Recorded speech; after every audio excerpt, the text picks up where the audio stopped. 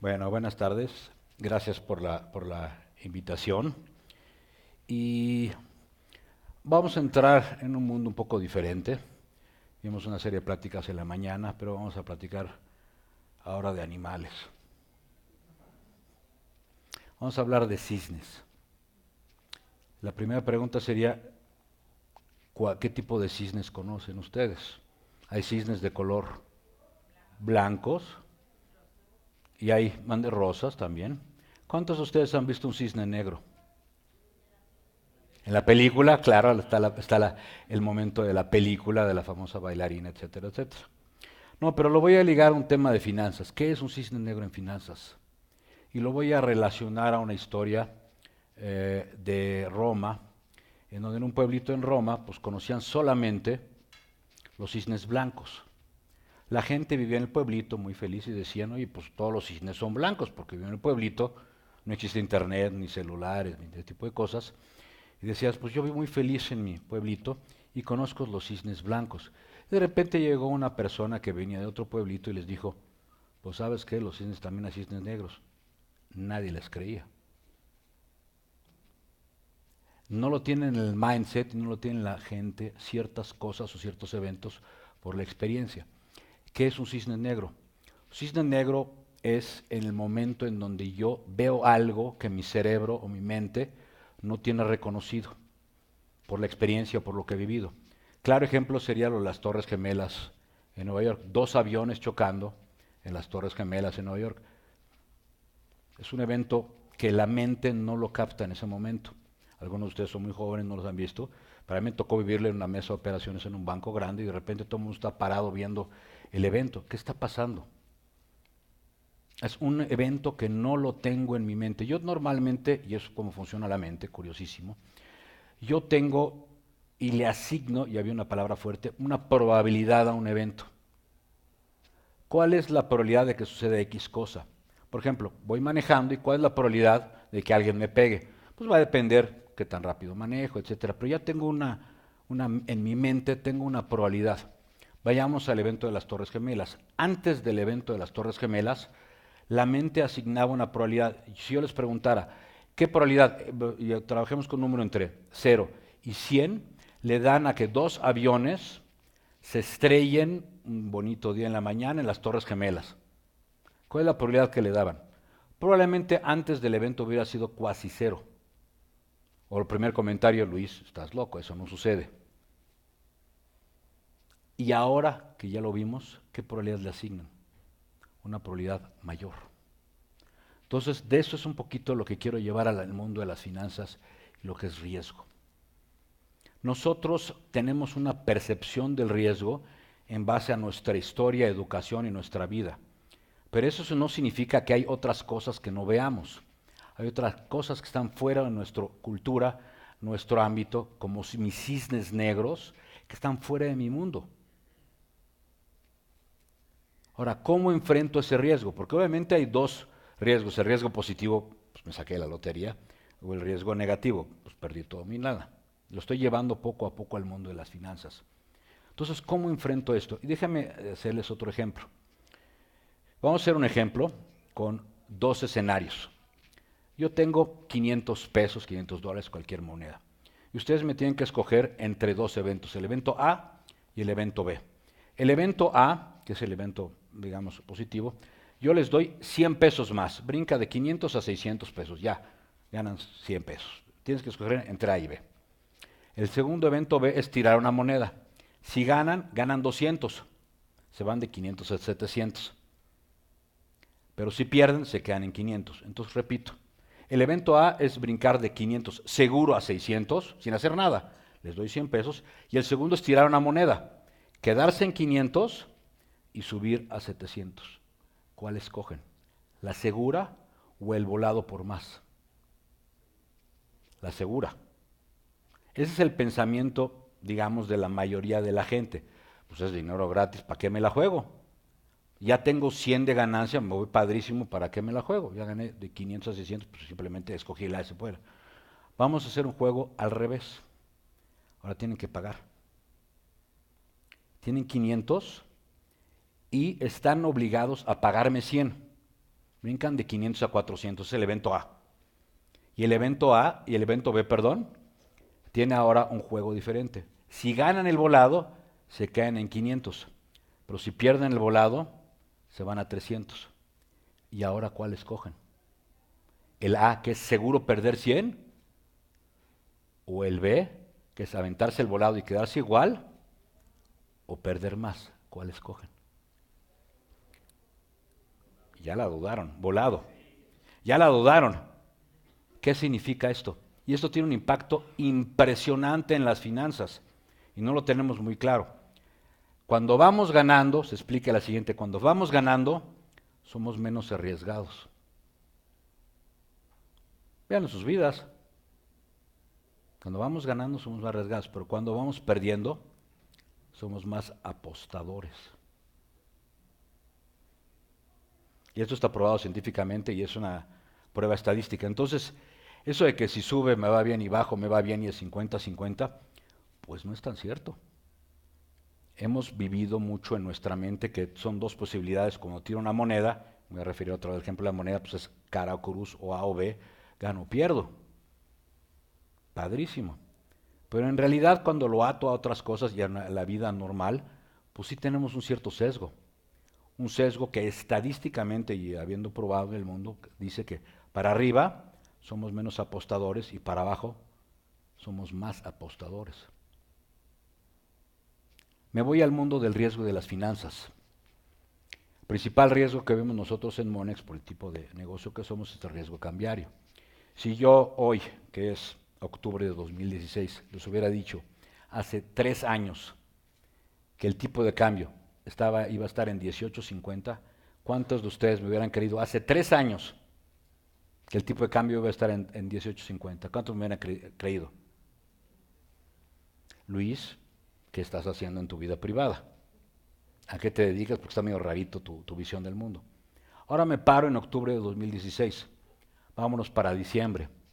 ¿Dónde va a estar el tipo de cambio en diciembre? Octubre, noviembre, diciembre. Estoy en 18.50 ahorita. ¿Va a estar arriba o abajo? Arriba, abajo. Tengo un poco de mi historia, pues yo también creo que esté más abajo, ¿no? Porque tengo un viajecito por ahí programado, que me quiero ir a hacer unas compritas allá, al otro lado. Pero curiosamente, tengo una percepción diferente de la realidad. ¿Y esto en qué se ve? Que la probabilidad que le asigne ciertos eventos me engaña. Mi historia me engaña. Nunca he visto un cisne negro. ¿Cómo demonios me dices que existen cisnes negros? Lo que es lo mismo, si yo les digo si el tipo de cambio se va a ir a 27 pesos, es un cisne negro. ¿Cuál es la probabilidad de eso? Asignen la probabilidad que quieran ustedes. Voy a hacer una experiencia histórica, y muchos de aquí son grandes jugadores o grandes participantes del mercado cambiario, van a decir, oye, pues el tipo de cambio pues, se puede subir para arriba, pero la siguiente ejemplo es que van a decir, o siguiente comentario que van a decir es, oye Luis, pero pues yo no creo. Si les hago una encuesta, ¿cuántos de ustedes creen que el tipo de cambio en diciembre va a estar en 30 pesos? Estoy haciendo el caso negativo. No, Luis, ¿cómo crees? No estamos tan mal, etcétera. Ok, está bien, te las compro. ¿Cuánto creen que el tipo de cambio va a estar en 12? Voy para el otro lado. Uf, uf, nadie. Bueno, ¿y por qué no? Es que la teoría, es que mi experiencia, es que la economía me dice que sí o me dice que no. ¿Cuántas veces le han pegado al movimiento cambiario? Digamos en los últimos 2 años. Me regreso al mismo ejemplo. El tipo de cambio brincó de 13 a 19.50. ¿Cuántos le pegaron? Y yo tengo una trampa para todo esto y muy sencilla. Veo los estados financieros de cientos de empresas y veo un rubro abajo que dice utilidad o pérdidas cambiarias. ¿Y qué veo? La gran mayoría tienen un numerote que es dramáticamente más grande al número que queremos todos que dice utilidad neta. Uf. Entonces empieza el mundo de, bueno, ya vimos que hay un riesgo. Estoy diciendo de alguna forma que el tipo de cambio, ojo, y aquí está algunos analistas y me gustaría hacer el comentario, pues el tipo de cambio es básicamente no pronosticable. Piensen ahora que vivimos un mundo que no es pronosticable. Por el día de mañana, si el tipo de cambio, vamos a hacer un ejemplo, si el día de mañana algún presidente de algún país se vuelve, amaneció de malas, que sé, se cruza con 500 soldados al país de al lado. Señores, es otro mundo. ¿Algún modelo matemático o algo lo pudo pronosticar? Wow. Ahora viene mi pregunta. ¿Cómo manejo el riesgo? Entonces tengo que entender que el riesgo es una cosa que no puedo pronosticar. Son dos eventos posibles.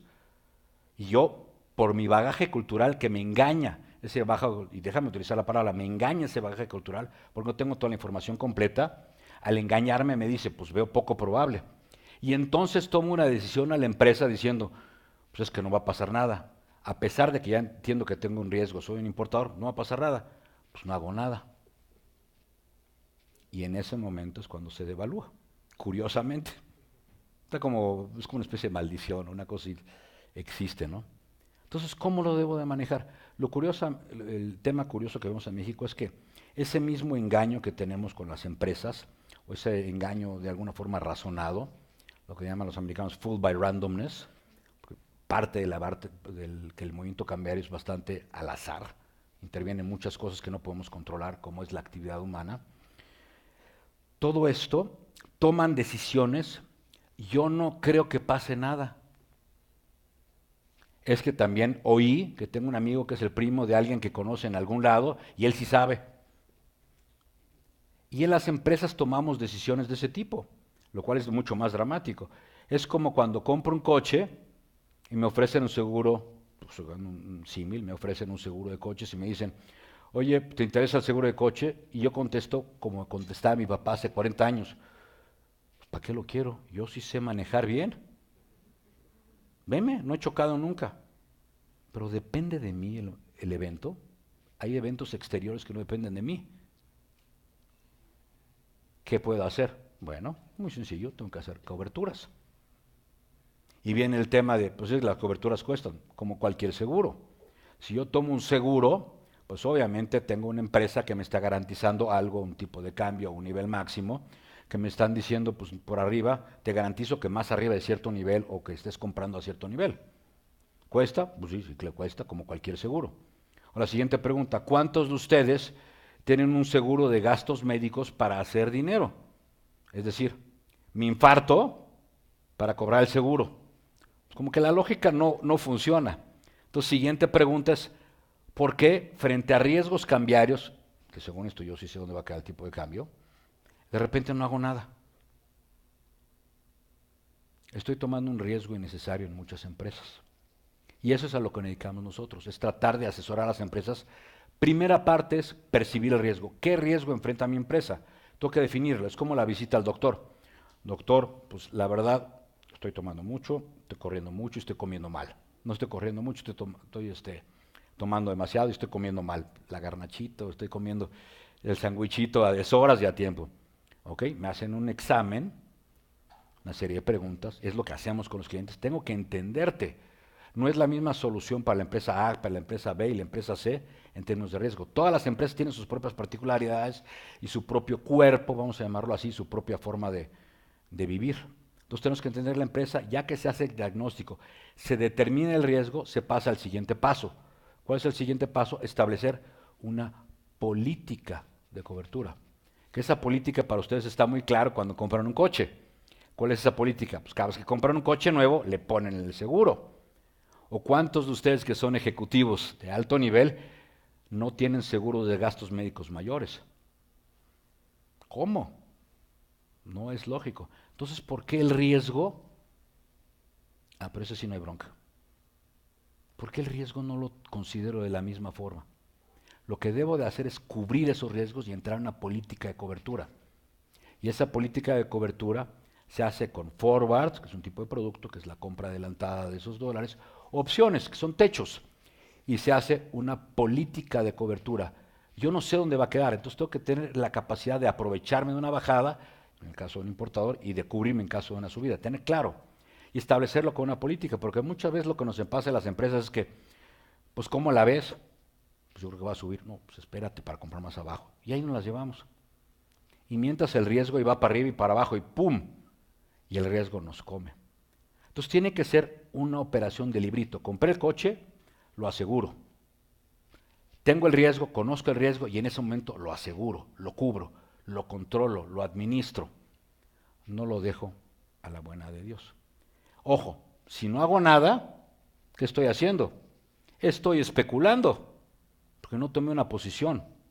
Lo que tengo que hacer es que si tengo un riesgo, lo tengo que cubrir de librito. Compré el coche, ya soy un adulto, compro el seguro de gastos médicos mayores y lo cubro. Y se establece una política de cobertura, la cual hago rigurosamente año tras año, o cada 6 meses, o X periodo de tiempo en que tenga que ver la empresa. Y a eso nos dedicamos, a entender el riesgo, a controlarlo y administrarlo. Ojo, rompiendo mucho con el hecho de que de repente hay cisnes negros. El brinco de 13 a 19 fue un brinco que absolutamente ningún analista, y repito, ningún analista pronosticó, ni nosotros mismos lo pronosticamos. Con eso termino mi plática, porque ya me están poniendo aquí el anuncio, y abro la sesión de preguntas.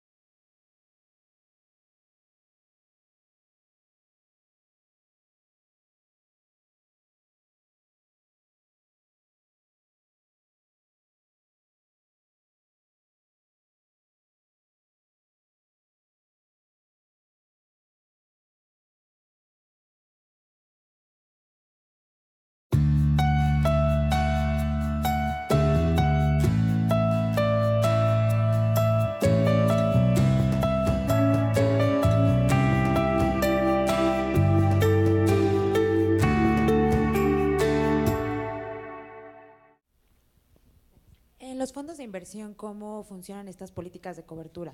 ¿Ya te la cobran cuando contratas un fondo de inversión, cuando entras? ¿O cómo se le hace? Ok, bueno, depende, hay diferentes tipos de fondos de inversión. Tiene que ver con el tipo de fondo de inversión, cuál es la política de cobertura. Porque lo que estamos buscando en un fondo de inversión que es rendimiento, con el menor riesgo. Entonces, hay instrumentos que me dan rendimientos superiores a lo que me paga normalmente, o acciones o renta fija, y lo que sucede es que combinándolo con derivados, que se llaman notas estructuradas de derivados, puedo obtener niveles de riesgo menores con potenciales de rendimiento bastante atractivos. Entonces es un juego siempre en los fondos de inversión, cómo manejo riesgo y cómo manejo el rendimiento. Hay instrumentos que me permiten manejar en un solo paquete ambas. Menor riesgo con mayor rendimiento, que es lo que queremos todos, ¿no? A mayor riesgo. El problema es que no es tan fácil crearlas. Y hay un tema de cómo el mismo fondo debe o pone como políticas para administrar esos riesgos, ¿no? De alguna forma. Adelante. Muchos responsables de áreas de finanzas siguen viendo que los derivados son un riesgo por eventos y situaciones pasadas. Sí. ¿Cómo empezar otra vez a tomar esa confianza o a empezar a incursionar en caso de que se acceda o se vea la decisión de tomar políticas de cobertura? Bueno, creo que la primera acepción o el primer pensamiento que tengo que tener es que yo no puedo controlar el mundo. Si hay eventos y tengo que reconocer que esos eventos me pegan a la empresa. Es decir, si yo sé que estoy comiendo mal, estoy comiendo mucha grasa, pues eventualmente me va a hacer daño. El no reconocerlo o negarlo, pues evidentemente va a tener un efecto en el futuro. Entonces, el primer tema sería acercarse con la empresa y hacerle ver y hacerle entender, este es tu riesgo. ¿Te queda claro que esto es tu riesgo? Bueno, ahora, ¿qué hacemos? Es decir, estás comiendo mal o te la estás jugando consistentemente. Y tratar de llevarlo educadamente, que el que no esté haciendo nada es peor. El problema es que existe la cultura de como esta negación al posible resultado. No, no va a pasar eso. Y de repente pasa es cuando vuelan las empresas. Cuando no vieron que ahí venía el lobo. Es cuando niego. Es un poquito con el caso de Kodak, por ejemplo. De repente todo este mundo de internet y las fotografías y todo esto. No vieron, Kodak no vio que el mundo había cambiado. Y el ejemplo ya es clarísimo para todo el mundo. El mundo cambió para Kodak, porque ya en realidad nadie necesita tanto lo que es el papel para las fotografías. No lo vio venir. Le asignó una probabilidad chiquita de eso que pase. Y ¡pum! Pasó. ¿Por qué no controlarlo? Nosotros nos dedicamos precisamente a controlar esos riesgos estrictamente del mundo financiero. Es un tipo de cambio, tasas de interés y riesgos relacionados a índices o acciones de a cualquier bolsa en México o en Estados Unidos, ¿no? ¿Otra pregunta? Lamentablemente para algunos de nosotros el mercado de coberturas en México no es tan robusto. Me refiero precisamente a las coberturas de petróleo. Okay. Petróleo y sus derivados, heating oil, combustóleo, que le decimos aquí, etcétera. Correcto. Una pregunta sería, vamos, para mí orientada a saber si crees, digo, ya lo intentó Mexder en un momento, si crees que puede empezar este tipo de mercado a abrirse localmente, porque las coberturas que tenemos que hacer, aquellos que caemos en esta acepción, tienen que hacerse fuera de México. Sí, el tema es también cómo está organizado el mercado base. El mercado base, lo que es en el digamos, petróleo, heating oil, ese tipo de productos o gas, pues básicamente está el precio de Pemex y no hay mucha variación. El problema es un poquito que ciertas industrias, tipo la aeronáutica, pues depende su precio de un precio internacional que no. Entonces es muy limitado en realidad. ¿Cuántas aerolíneas existen en México? Pues digamos unas 10 aerolíneas, 15 aerolíneas, no sé el número exacto. Afortunadamente no tantas. No tantas porque estás evidentemente en una aerolínea. Entonces aquí tenemos el tema de que el tamaño del mercado es muy chico local, entonces tenemos que ir afuera para hacerlo.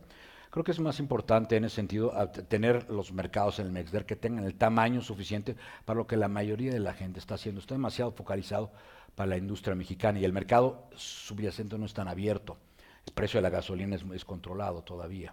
No, se está abriendo, ¿no? ¿Me explico? No, así lo entiendo y de hecho tiene ese problema en que sería demasiado delgado y entonces poder vender una posición no antes funcionaría. de la madurez sería prácticamente imposible. No, o habría arbitraje entre aquí y afuera. Exacto. Y realmente ligado con eso, entonces la pregunta sería, y tuviste razón en el comentario, juega parte de la fórmula para fijar esos precios a nivel local, son afectados o los incide, los afecta el tipo de cambio. Sí.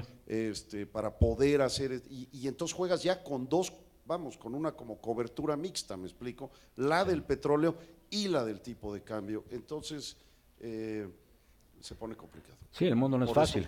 Nos dijeron en la escuela que el mundo era sencillito, lástima cuando salimos que todo se mueve. Y no es el mundo que esperábamos. Lo divertido es que sí se puede hacer algo, lo apasionante para mí, desde mi punto de vista, es que se puede hacer algo. Lo difícil es cómo. Y ahí es donde entramos nosotros para apoyarlo, para decirles cómo. Muchas gracias. Que no es sencillo. Y no es el mismo caso para ti que para el de al lado, todos son diferentes. Bueno, yo con esto primero les agradezco y cierro diciendo con una frase que me encanta, que es el que no se cubre está especulando. Entonces, véanlo en sus empresas, ¿se están cubriendo o están especulando? Ahí se los dejo de tarea. Muchas gracias.